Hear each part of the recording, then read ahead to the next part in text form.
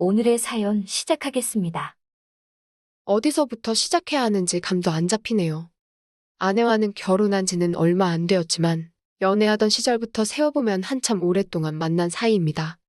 아내를 어디서 처음 만났냐고 하면 주변 사람들한테는 도서관에서 책 고르다가 우연찮게 같은 작가를 좋아해서 만났다는 식으로 말하고 있긴 합니다만 사실은 나이트에서 만났습니다. 제 인생에서 처음 부킹을 온 여자가 아내였습니다. 어쩌다 보니 둘이서 중간에 빠져나와서 시간을 보냈고 그 이후에 몇 번을 더 만나다 보니 자연스럽게 연인이 되었습니다. 말도 워낙에 잘 통하고 죽도 잘 맞고 하다 보니 별로 다툴 일도 없었고 그렇게 현재 결혼에 살기까지 10년 인연을 아직도 잘 이어오고 있습니다. 실제로는 신혼부부지만 사실은 10년 차 부부나 마찬가지입니다. 워낙에 연애 초반에 서로 둘이서 괜히 눈 마주칠까봐 서로 시선을 깔고 다닐 정도로 뜨거운 사이였거든요. 눈이라도 마주치는 날에는 그날 약속이고 일정이고 다 필요 없고 잠까지 다 잤다고 할 정도였습니다. 그런데 그런 시절도 한되지 시간이 지나고 나니까 강하게 타오르던 불꽃이 사그라들기 시작했습니다. 그래도 결혼식 올리고 신혼여행지에 가서는 다시 연애 초반이 생각날 정도로 타오르긴 했습니다만 그마저도 여행 다니면서 몸이 피곤하고 그러니까 사그라들더라고요. 그나마 다행인 건 두 사람이 정이 많이 들어있었고 아내도 저와 비슷한 마음이었던 겁니다. 허나 그게 서로에게 문제가 있는 게 아니라 워낙에 많이 해서 이젠 더 이상 재미가 없다고 느끼는 거나 마찬가지였고 아무것도 안 하고 지내도 충분히 행복할 수 있지 않겠냐며 신경 쓰지 말라더군요. 그래서 이 문제는 잘 해결되는가 했었는데 사건의 발단은 역시 그런 이야기를 처음 주고 받았을 때부터가 시작이었을 겁니다. 저는 회사원이었고 아내는 결혼을 하면서 나가던 직장을 그만두었습니다. 그런데 아침에 아내 배웅받고 출근해서 한참 회사에서 일하고 있는데 아내한테서 어디냐고 묻는 문자가 오더라고요. 자기가 아침에 회사 늦을 거냐며 깨워놓고 아침밥 먹여서 출근까지 시켜놓고 어디냐고 묻는다니. 제가 아침에 출근하기 싫다고 회사 그만두고 싶다고 짜증을 부리긴 했는데 자주 부리는 땡깡이기도 했지만 혹시 아내가 제가 출근 안 하고 딴 길로 샌 건가 확인하려고 보낸 건가 싶더군요. 답장을 하기 위해 핸드폰을 만지작대고 있는데 아내한테서 다시 연락이 오더라고요. 빨리 안 오고 뭐 하냐고, 더는 못 참겠다고요? 아내가 참을성이 없는 성격이긴 한데 빨리 출근하라고 내쫓을 땐 언제고. 이제 와서 빨리 오라는 문자를 보내니 왜 저러나 싶었지요. 무슨 일이라도 있나 전화라도 해볼까 하는 찰나에 아내한테서 또 문자가 하나 더 오더라고요. 혜정이한테 보낸다는 걸 자기가 보내는 사람을 착각했다고 신경 쓰지 말라고 말이지요. 그런데 신경 쓰지 말라고 하니까 괜히 더 의심이 가더라고요. 신경 안 쓰려고 했는데 두 번째 온 문자가 자꾸 마음에 걸리더군요. 빨리 오라, 못 참겠다, 뭐 이런 내용이 충분히 의심을 하면 할 수 있을 만한 내용 아니겠습니까? 혜정 씨는 오랫동안 아내랑 인맥이 있는 친한 동생 같은 사람이긴 합니다. 아내 처음 만난 나이트클럽에도 아내랑 같이 놀러 나왔던 게 혜정 씨였기도 하고요.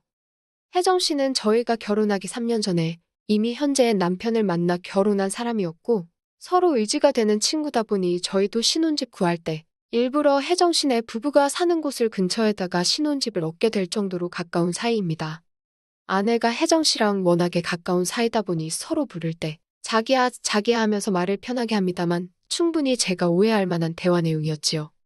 그런데 문득 얼마 전에 아내와 저희 사이에 대해서 제가 물어봤던 질문에 아내가 괜찮다고 한 말이 혹시 나 말고 다른 사람을 만나 해소를 하고 있는 게 아닌가 하는 생각이 들었습니다.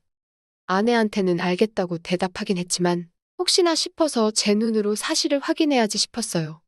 그래서 아내 모르게 회사에는 대충 이유를 만들어 사정을 설명하고 집으로 향했습니다. 집에 가는 길 내내 오만 가지 생각이 들고 손바닥에도 땀이 저절로 고이더라고요. 회사랑 집이랑 차로 10분 거리로 굉장히 가까운 거리였기 때문에 현장을 잡으려면 지금이다 싶었어요. 차를 밟아 손살같이 집으로 도착했습니다. 대충 가까운 곳에 주차를 하고 성큼성큼 빠른 걸음으로 집으로 올라가는데 저쪽에서 오빠 오랜만이에요 하면서 누가 저한테 인사를 하더라고요. 누군가 보니까 혜정 씨가 거기에 있었습니다. 솔직히 당황했습니다. 아내가 다른 사람을 집에 끌어들이고 나에게는 혜정 씨를 만난다고 둘러대는 상황인 줄 알았는데 정말 제가 그 연락을 받고 15분도 안 걸려서 집에 도착했거든요. 그런데 진짜 혜정 씨가 거기에 있었으니 오히려 제가 더 당황스럽더라고요. 아내를 마주대하고 있는 건 아니었지만 그 상황에 제가 더 진땀을 빼게 되었습니다. 마치 제가 잘못한 것 같다는 기분이 들더라고요. 회사에 쓸 시간인데 무슨 일이냐고 묻는 혜정 씨의 말에 제가 아무 말도 못하고 있었습니다. 혜정 씨가 워낙 애교도 많고 아무래도 아내랑도 알고 지낸 시간이 길다 보니 자연스럽게 혜정 씨랑 저도 많이 친한 사이거든요.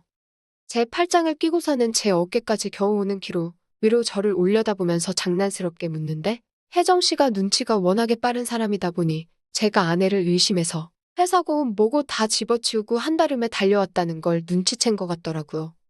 사실 처음에 나이트에서 부킹 왔을 때도 아내랑 혜정 씨랑 같이 왔는데 저는 혜정 씨가 더 마음에 들기는 했지만 파트너가 그렇게 되기도 했고 이후에도 제가 아내랑 더 잘 되는 분위기였기에 혜정 씨에 대한 마음은 예전역에 접기도 했었더랬죠.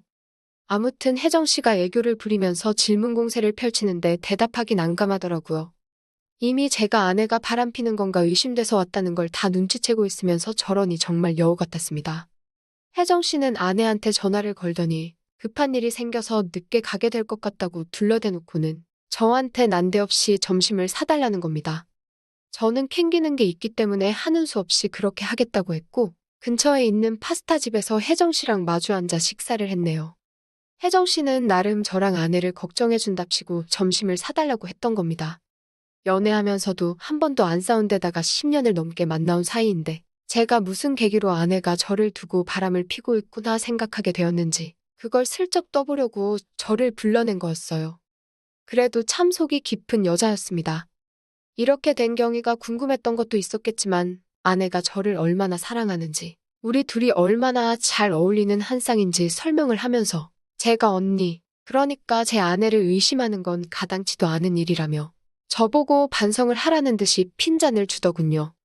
아무튼 그렇게 혜정 씨와 점심 식사를 마치고 저는 다시 회사로 돌아갔습니다. 혜정 씨는 다시 저희 집으로 가서 원래 계획대로 아내를 만났던 것 같고요. 퇴근하고 집에 오니 아내가 오늘 혜정 씨 만났다는 이야기를 하는데 다행스럽게 혜정 씨가 아내한테 오늘 저를 마주친 이야기는 약속한 대로 비밀로 해줬던 것 같습니다. 그렇게 그날 일은 제 기억 속에서도 잊혀져 가고 있었습니다. 그러던 어느 날 아내가 아침에 저를 불러 세우더라고요. 그러면서 하는 말이 혜정 씨가 하고 있는 일 관련해서 저한테 상담을 받아보고 싶다는 겁니다. 제가 하는 일이 관련이 돼 있는 일이 있어서 전문가인 저한테도 한번 물어나 보고 싶다는 말이었는데 사실 제가 사무직이라서 실무 관련해서는 크게 아는 바가 없는데 난데없이 그날 혜정 씨가 제 팔짱을 끼면서 짚고 있던 살짝 저를 홀리게 만드는 그 표정이 생각이 나서 알겠다고 대답을 했습니다. 혜정 씨가 먼저 만나자고 했던 상황이다 보니 혜정 씨를 만나는 데는 그렇게 오랜 시간이 걸리지 않았습니다. 쇳불도 당김에 빼랬다고 그 주 토요일에 둘이서 만나게 되었습니다. 저는 그런데 토요일에 만나다 보니 당연히 아내도 저를 따라올 거라고 생각했는데 일 관련해서 만나는 건데 자기가 그 자리를 왜 끼냐며 그 친한 혜정 씨 만나는 자리를 마다하더라고요. 그리고 아내도 제가 나가는 거 생각해서 저녁 약속을 만들었다고. 그러니까 너무 자기 혼자 두는 것에 대해 부담 가질 필요도 없다고 해주는 겁니다. 그런데 저는 아내의 그 말에 그러면 혜정 씨랑 같이 저녁도 먹고 오면 되겠다. 그런 생각을 했지요. 약속 장소에 나가니 혜정 씨는 이미 저를 저 먼 발치서부터 알아보고는 신이 나서 아주 양팔을 하늘 위로 들어 흔들면서 저를 반기더군요. 평소 때처럼 진한 화장에 어디 놀러 가듯 꾸미고 나온 스타일을 보니 역시 외모만 두고 따진다면 아내보다 혜정 씨가 훨 낫구나 싶었습니다. 아내는 요즘 결혼 후에는 집에만 있다 보니 도통 화장이란 걸 하지를 않거든요. 혜정 씨한테 뭐가 궁금하냐 물어봤는데 별 물어볼 법하지도 않은 것들만 물어보더라고요. 저런 걸 질문이라고 하고 있나 싶었지만 그래도 앞에 메모장 꺼내면서 노트해가며 하나둘 제가 아는 선에서 최대한 설명을 해주고 있는데 대뜸 혜정 씨가 제 손을 확 잡아채고는 그때 저를 홀리게 만든 그 눈빛으로 저를 쳐다보며 입맛을 다시더군요. 그때 둘이 나가서 점심 먹을 때 자기는 참 좋았다고. 일 이야기는 다 뻥이고 사실 저랑 같이 식사나 하고 싶어서 만든 자리라고 하면서 가끔씩 이렇게 둘이 점심이든 저녁이든 같이 먹는 시간을 가졌으면 참 좋겠다 이런 이야기를 하는 겁니다. 저는 난데없는 상황에 당황하고 있는데 혜정 씨가 대놓고 그날 나이트에서 있던 이야기를 하더라고요. 애초에 혜정 씨도 제가 마음에 들었었다고요. 그런데 아내가 저를 너무 마음에 들어해서 하는 수 없이 양보해줬었다고 하는 겁니다. 그러면서 그동안도 저희 부부와 혜정 씨가 인연을 계속 이어왔는데 혜정 씨는 행복해 보이는 저를 볼 때마다 그렇게 슬펐다는 거예요. 그러면서 가끔씩 그때 나이트에서 아내한테 저를 양보하지 않고 자기가 그냥 제 옆에 앉았으면 지금 아내의 자리에는 자기가 있지 않았을까? 하는 생각을 한다면서요. 저도 연애하면서 아내와 긴 시간을 함께 보내오면서 혜정 씨가 참 괜찮은 사람이다 싶었고 욕심낸 적도 있었지만 결국 그러지 못했지요. 얼마 전에도 바로 그날에도 아내보다는 혜정 씨가 여자로서 더 매력적이고 좋은 사람인 것 같다 하는 생각을 했지만 당장 혜정 씨도 나도 가정이 있는 사람인데 이래선 안 된다는 생각이 들었습니다. 당장 아내가 바람을 피고 있다는 의심을 하고 있는 걸 눈치채고 그걸 말려줬던 장본인인 혜정 씨가 저랑 잘해보고 싶다고 이러고 있다니. 말재주가 잘 없는 편이니 어떻게 거절을 해야 할지도 모르겠고 그래서 그냥 무작정 혜정 씨한테는 안 된다고만 이야기할 수밖에 없었습니다. 혜정 씨는 울먹이면서까지 자기도 머리로는 이러면 안 된다는 걸 알고 있는데 도무지 주체를 할 수가 없다고.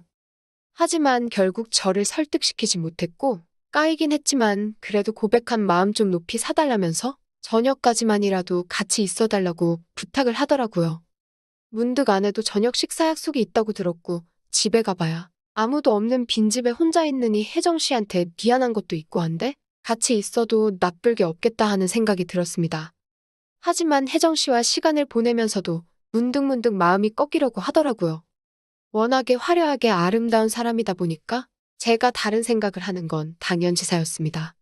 그렇게 저녁까지 같이 시간을 보내다가 혜정 씨와는 헤어지게 되었습니다. 집에 돌아왔더니 아내도 얼마 안 있어서 후다닥 집으로 들어오더라고요. 아내는 제가 생각보다 일찍 온 것 같다며 깜짝 놀라더라고요. 일 관련해서 잠깐 만나기로 한 건데 오히려 저녁까지 먹고 같이 시간을 보내다 왔으니 제가 생각보다 너무 늦었다고 생각했는데 그때는 왜 저런 소리를 하는가 했습니다. 그런데 문제는 그 다음 날부터였습니다. 혜정 씨는 제가 도무지 포기가 안 된다면서 매일같이 제 회사로 찾아왔어요. 오히려 저를 대놓고 만나려는 것 마냥 과감해졌습니다. 퇴근 시간 맞춰서 자기랑 딴 길로 새자고 집 앞에서 기다린 적도 있었네요. 그런데 그런 만남이 지속되다 보니 저는 계속 안 된다고 했지만 언젠가부터는 혜정 씨를 제가 먼저 찾게 되더라고요. 괜히 안 보이면 보고 싶고 아내도 제가 늦게 들어오는 건 신경도 안 쓰는 건지 궁금하지도 않은 건지 부쩍 늦어지는 퇴근 시간을 두고 따로 아무 말도 하지 않았습니다. 그렇게 저는 아내 몰래 밖에서 혜정 씨를 따로 만나는 그런 사이가 되었지요.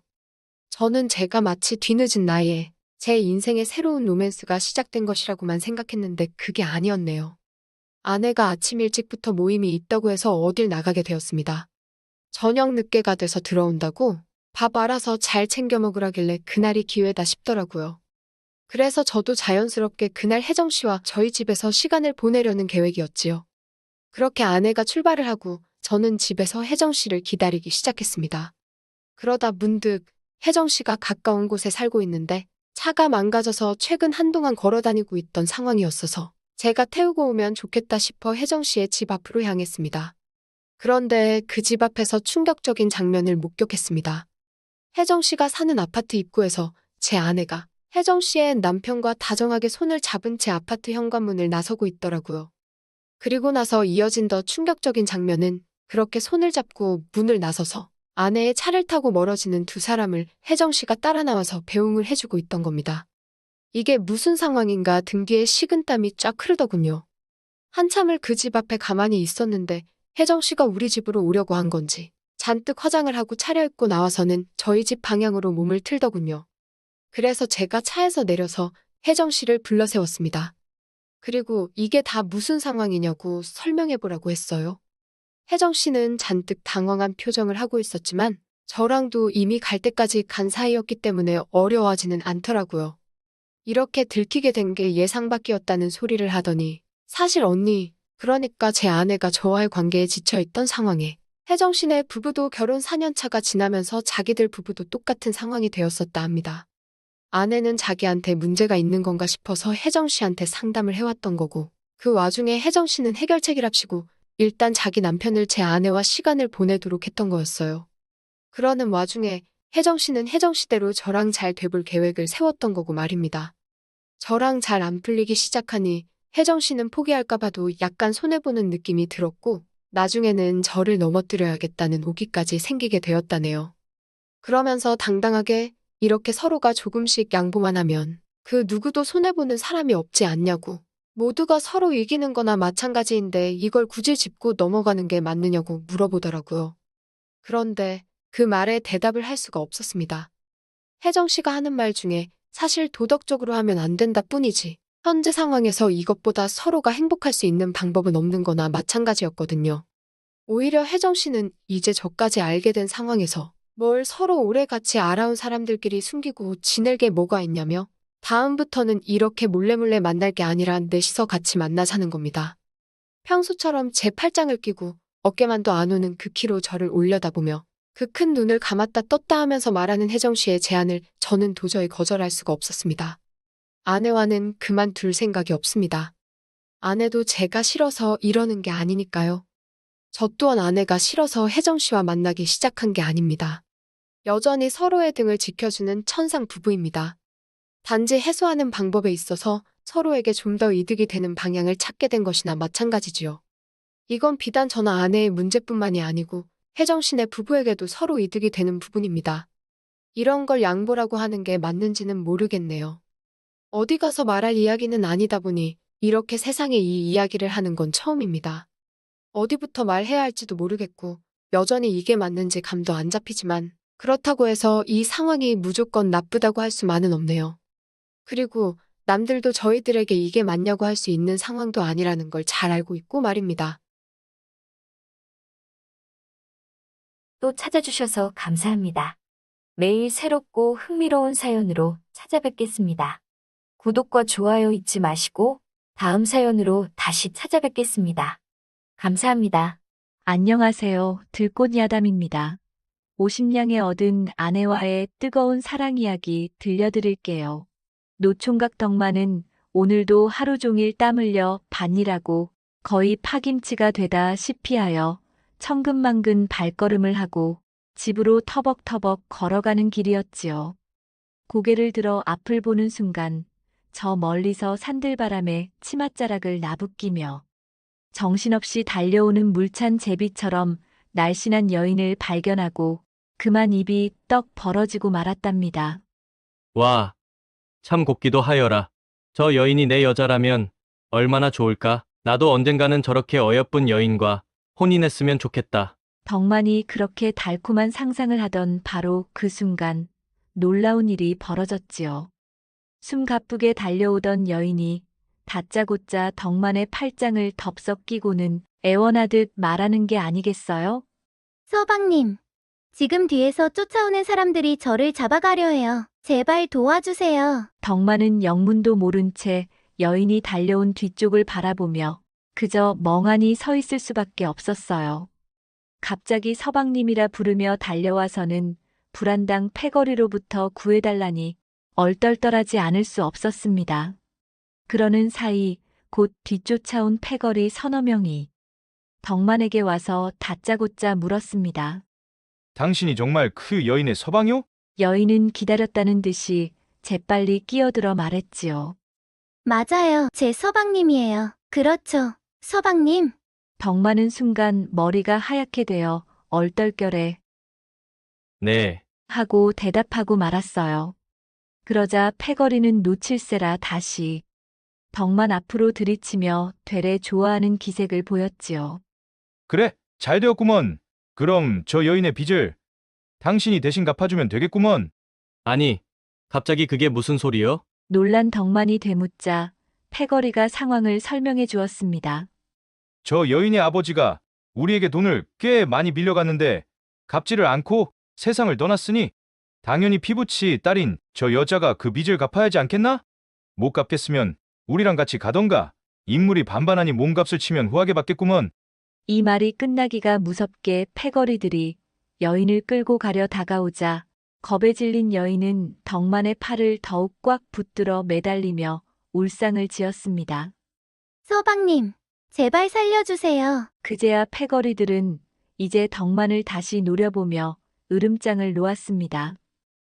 그렇군. 장인이 구워간 돈이니 당신이 갚으면 되겠구먼. 여인은 덕만에게 호소하였어요.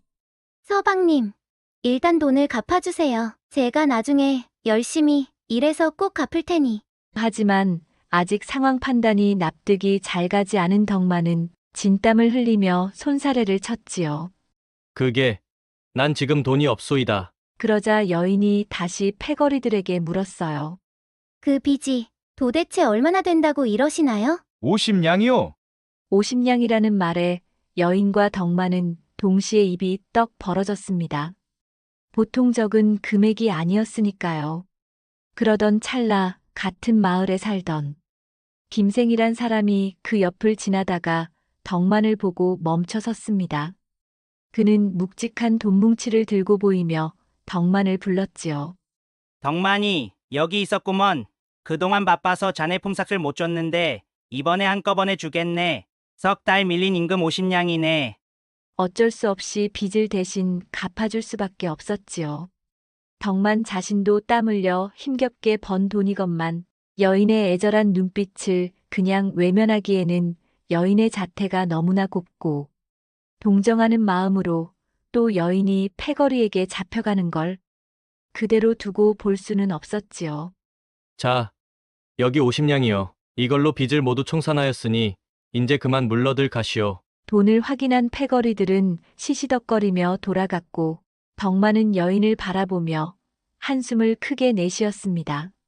이제 내 돈은 고스란히 저 여인 빚으로 날아갔구나. 이를 어쩐담. 하면서도 다른 한편에서는 이상하게도 후회 대신 자신도 모르는 뿌듯한 마음이 들었지요. 하지만 절망감이 더 밀려와 여인의 손을 뿌리치고 집으로 발길을 돌려 걸어가던 덕만은 여인이 자기의 뒤를 졸졸 따라오는 것을 느끼게 되었지요. 이제 또 어쩌라고 나를 따라오는 게요. 덕만이 퉁명스러운 목소리로 물었더니 여인이 고개를 숙인 채 나지막이 중얼거렸어요. 그 많은 빚을 모두 갚아주셨는데 은혜를 입고 그냥 모른 채 가버리면 제 마음이 영 편치 않을 것 같아서요. 그 빚 제가 열심히 일해서 꼭 갚아드리겠습니다. 알겠으니 그만 돌아가시오. 덕만은 처음 보는 여인에게 선뜻 50냥을 사기당한 것 같아 은근히 화가 치밀어 올랐고 속상한 마음에 퉁명스럽게 여인에게 쏘아붙였지요. 하지만 여인은 돌아갈 생각은 안 하고 머뭇거리더니 말하였어요. 살고 있던 집도 빚 때문에 남의 손에 벌써 넘어갔고 저는 이제 갈 곳이 없게 되었습니다. 그럼 내가 어쩌란 말이오.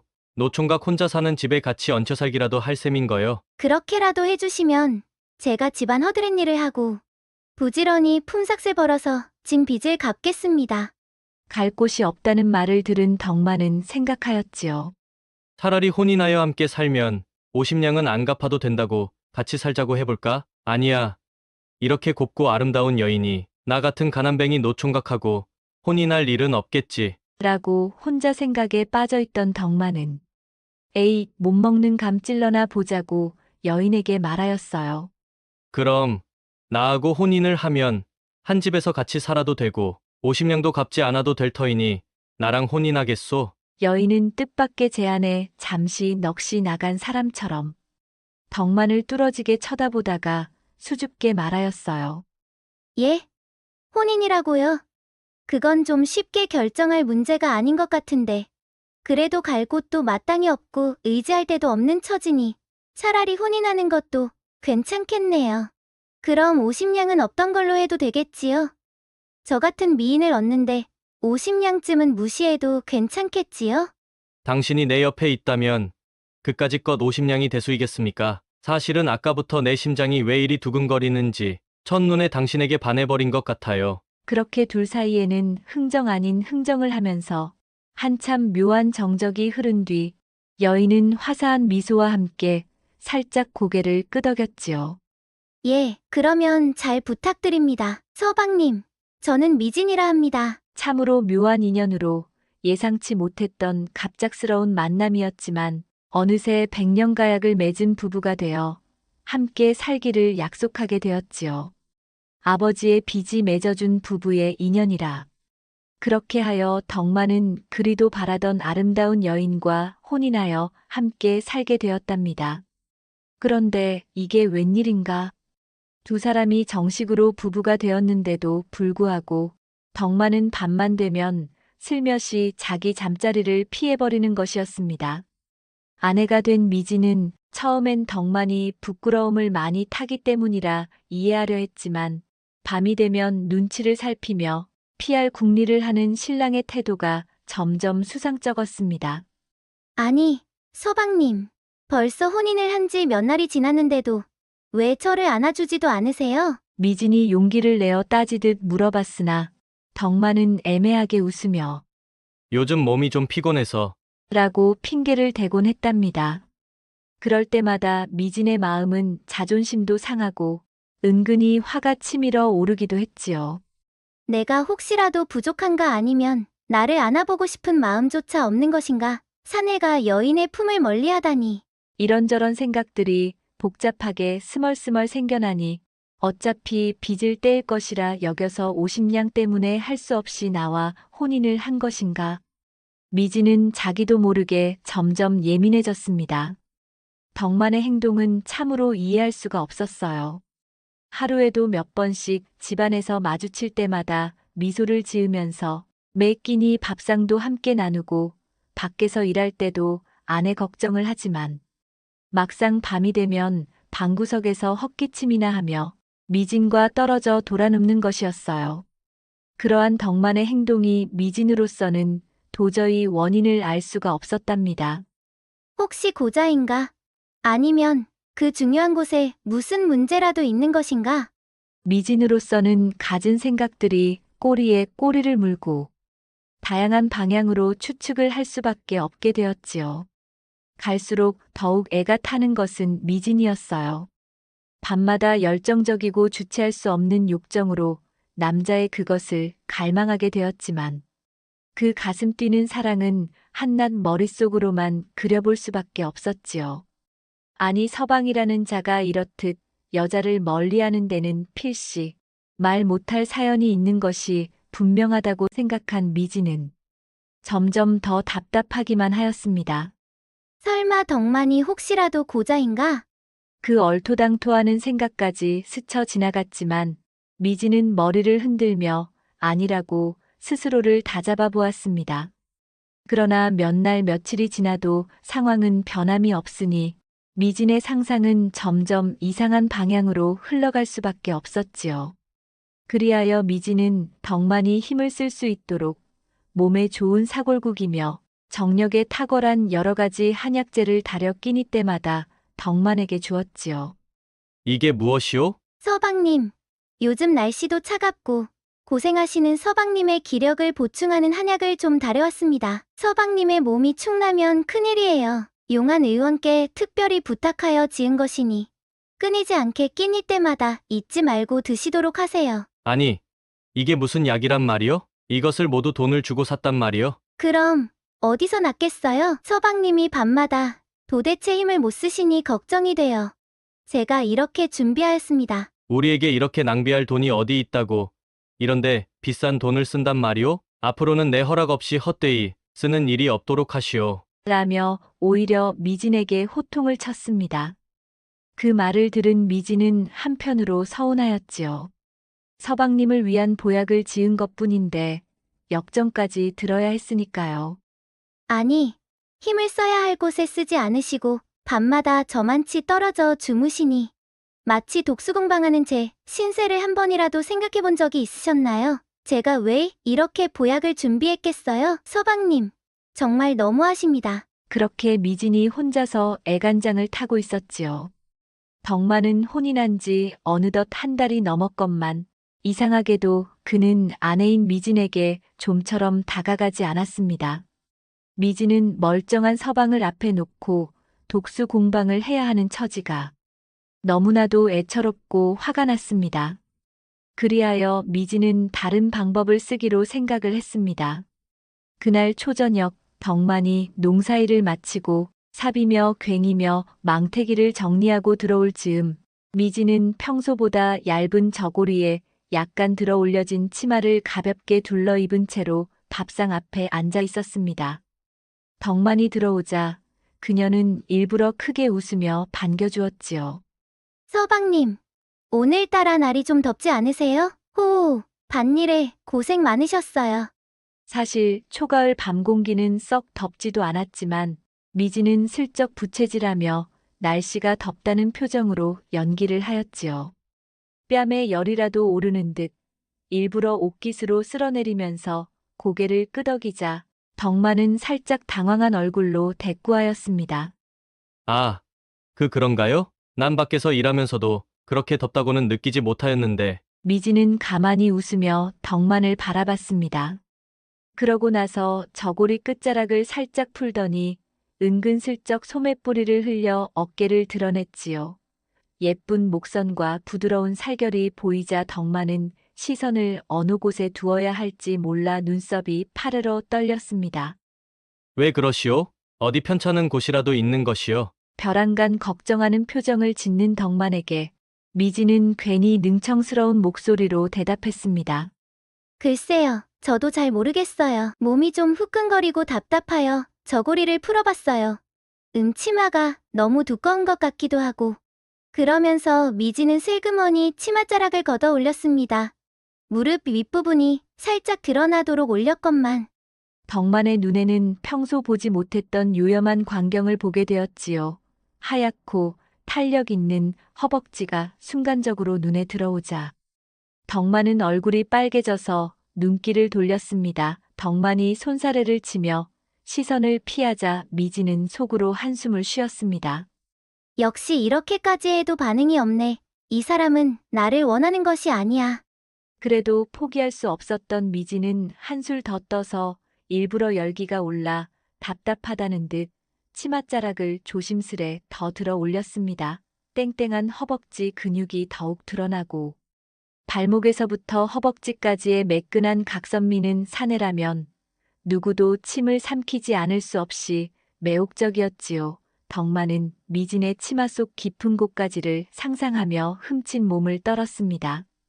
여보, 옷이 흘러내리네. 이러다가 감기라도 걸리면 어쩌겠소? 그 말을 듣고 미지는 감기는 무슨 감기인가요? 저는 지금 속이 다 타들어간다고요, 서방님.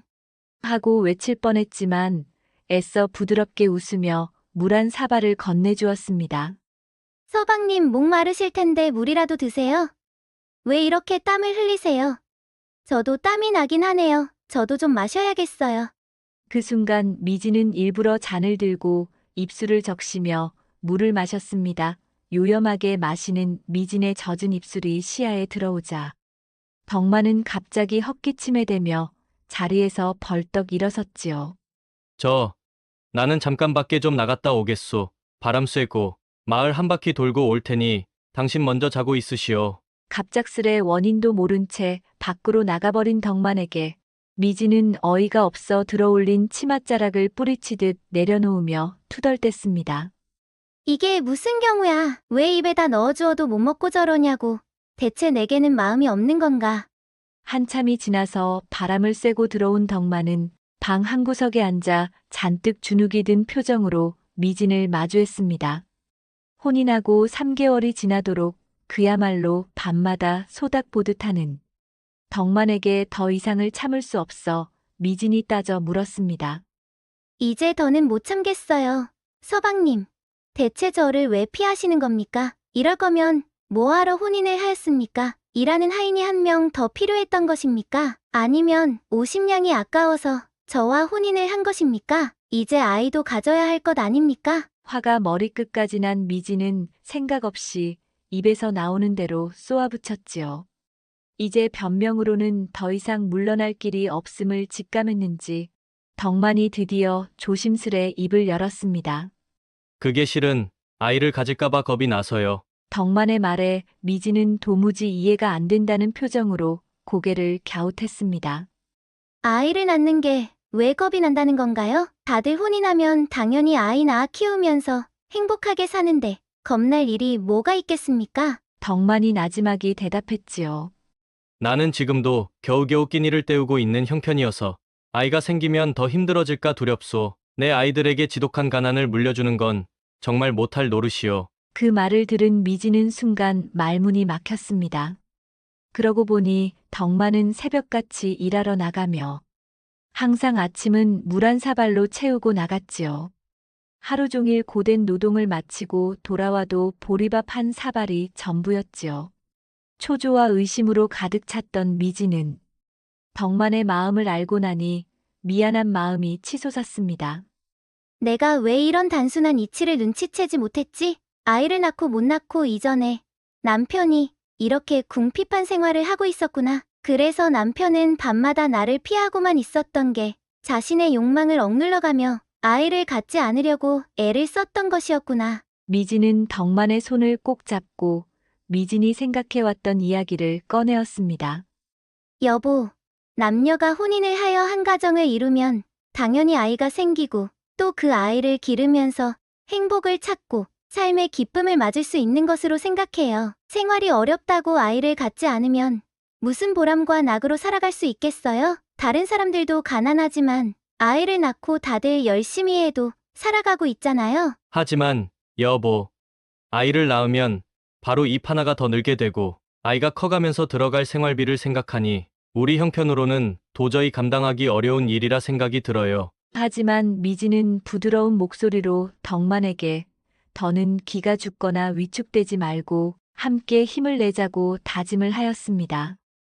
우리의 형편이 어려운 건 사실이지만 사람은 태어날 때 자기가 먹을 것을 갖고 타고난다고 하잖아요. 분명히 우리 아이도 자기가 먹을 것을 갖고 태어날 테니 너무 걱정하지 말고 순리대로 받아들입시다. 미진은 덕만 곁으로 더 다가가서 애정 깊은 눈빛으로 덕만을 쳐다보았어요.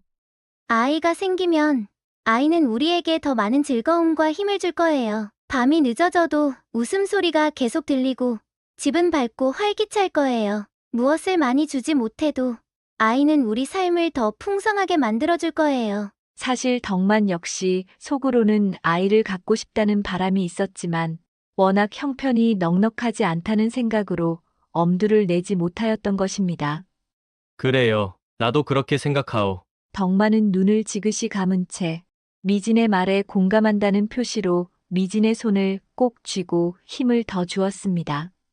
나도 언젠가는 아이를 가지면 참 좋겠다고 막연히 생각만 했을 뿐이오. 그런데 지금은 아직은 아니야 하고 망설이게 되었던 것이오. 내가 조금 더 노력해서 돈을 더 모은 다음 아이를 가지려고 생각을 했던 것이오. 덕만의 말에 미진은 그의 마음을 이해하였지만 마음은 왠지 무거웠습니다.